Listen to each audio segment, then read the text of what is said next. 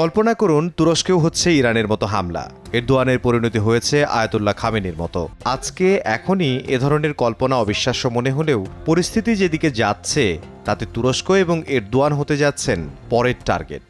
স্বয়ং তুর্কি পররাষ্ট্রমন্ত্রী হাকান ফিদান বলেছেন, ইরানের পর যে কোনো সময় ইসরায়েলের পরবর্তী লক্ষ্যবস্তু হতে পারে আঙ্কারা।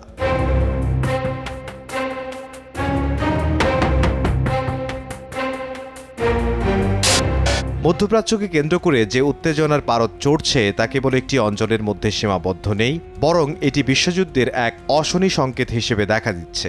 একদিকে মার্কিন যুক্তরাষ্ট্র ও ইসরায়েল মিলে ইরানকে অর্থনৈতিক ও সামরিকভাবে পঙ্গু করার পরিকল্পনা করছে, অন্যদিকে নেটোর অন্যতম শক্তিশালী সদস্য তুরস্কের সঙ্গে ইসরায়েলের সম্পর্ক আরও খাদের কিনারে। বিশ্ব রাজনীতিতে এখন অদ্ভুত মেরুকরণ তৈরি হয়েছে। সাধারণত ব্রিটেন ও ফ্রান্সের মতো দেশগুলো মার্কিন নীতিকে চোখ বন্ধ করে সমর্থন দিলেও এবারে নৌ অবরোধের ক্ষেত্রে তারা সরাসরি ভিন্নমত পোষণ করেছে। তারা মনে করছে এই অবরোধ মধ্যপ্রাচ্যকে এমন এক যুদ্ধের দিকে ঠেলে দেবে যেখান থেকে ফিরে আসা সম্ভব হবে না।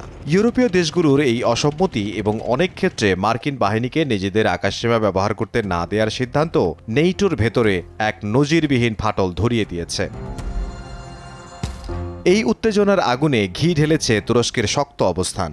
নেটোর দ্বিতীয় বৃহত্তম সেনাবাহিনী থাকা সত্ত্বেও তুরস্ক মার্কিন নীতিকে বৃদ্ধাঙ্গুলি দেখিয়েছে।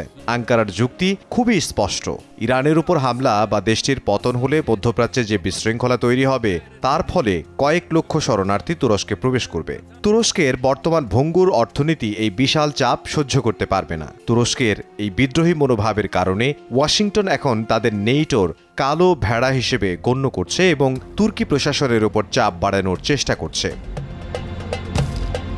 তুর্কি প্রেসিডেন্ট রিসেপ তাইয়েপ এরদোয়ান সম্প্রতি এক জনসভায় স্পষ্ট হুঁশিয়ারি দিয়ে বলেছেন, তারা যেভাবে অতীতে লিবিয়া বা নাগর্নো কারাবাখে সামরিক শক্তি প্রদর্শন করে যুদ্ধের মোড় ঘুরিয়ে দিয়েছিল, প্রয়োজনে ইসরায়েলের বিরুদ্ধেও তারা একই ধরনের কঠোর ব্যবস্থা নিতে পারে। এই সরাসরি হুমকি ইসরায়েলকে ক্ষুব্ধ করে তুলেছে। ইসরায়েলি প্রধানমন্ত্রী বিনিয়ামিন নেতানিয়াহু এবং তার প্রতিরক্ষা মন্ত্রী এরদোয়ানকে ব্যক্তিগতভাবে আক্রমণ করে তাকে গণহত্যাকারী ও কাগজের বাঘ বলে উপহাস করেছেন। দুদেশের নেতাদের এই কাদা ছোঁড়াছুড়ি এখন হিটলার বা যুদ্ধাপরাধীর মতো শব্দচয়নের পর্যায়ে পৌঁছেছে। ইসরায়েলের দাবি, তুরস্ক গোপনে ফিলিস্তিনি গোষ্ঠী হামাস ও লেবাননের হিজবুল্লাহকে তাদের অত্যাধুনিক ড্রোন প্রযুক্তি সরবরাহ করছে, যা ইসরায়েলের নিরাপত্তার জন্য হুমকি।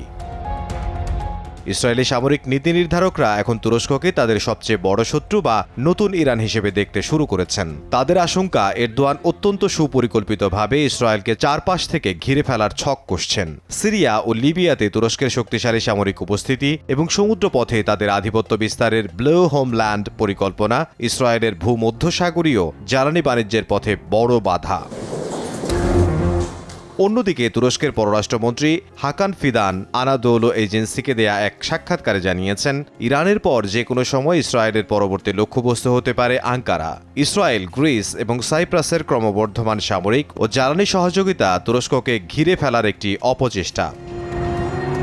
তুরস্কের সামরিক সক্ষমতা এখন বিশ্বমানের, বিশেষ করে তাদের ড্রোন প্রযুক্তি, বায়রাক্তার TB3 এবং আকেনজি ইউক্রেন ও কারাবাখ যুদ্ধে নিজেদের শ্রেষ্ঠত্ব প্রমাণ করেছে। ইসরায়েলি জেনারেলরা চিন্তিত, তুরস্ক যদি একসাথে শত শত ড্রোন দিয়ে সোয়ার্ম অ্যাটাক বা ঝাঁকে ঝাঁকে আক্রমণ চালায় তবে তাদের অত্যন্ত ব্যয়বহুল আকাশ প্রতিরক্ষা ব্যবস্থা আয়রন ডোম বা অ্যারো সিস্টেম তা সামলাতে হিমশিম খাবে। পাশাপাশি তুরস্কের নিজস্ব প্রযুক্তিতে তৈরি পঞ্চম প্রজন্মের স্ট্রিল ফাইটার জেট TF কান যুদ্ধের ময়দানে ইসরায়েলের জন্য এক নতুন ও অজেয় চ্যালেঞ্জ হয়ে দাঁড়াতে পারে। রাজনৈতিকভাবেও এরদোয়ান নিজেকে মুসলিম বিশ্বের অবিসংবাদিত নেতা হিসেবে প্রতিষ্ঠিত করার লড়াইয়ে নেমেছেন। তিনি তুরস্কের সাথে সৌদি আরব, মিশর ও পাকিস্তানের মতো প্রভাবশালী দেশগুলোর সামরিক ও কৌশলগত সম্পর্ককে এক অনন্য উচ্চতায় নিয়ে গেছেন। দীর্ঘদিনের শীতল সম্পর্ক কাটিয়ে সৌদি আরব ও তুরস্কের এই মেলবন্ধন মধ্যপ্রাচ্যে একটি শক্তিশালী সুন্নি জোট বা সুন্নি রিং তৈরি করছে। কাতার ও জর্ডানও পর্দার আড়াল থেকে এই ঐক্যকে সমর্থন দিয়ে যাচ্ছে। এরদোয়ানের মূল লক্ষ্য হল OICকে কেবল একটি আলোচনার মঞ্চ না রেখে এটিকে একটি কার্যকর সামরিক জোটে পরিণত করা। যদি এই বিশাল মুসলিম ব্লক একত্রিত হয়ে ইসরায়েলের বিরুদ্ধে অবস্থান নেয় তবে মধ্যপ্রাচ্যে ইসরায়েলের একাধিপত্য চিরতরে শেষ হয়ে যেতে পারে।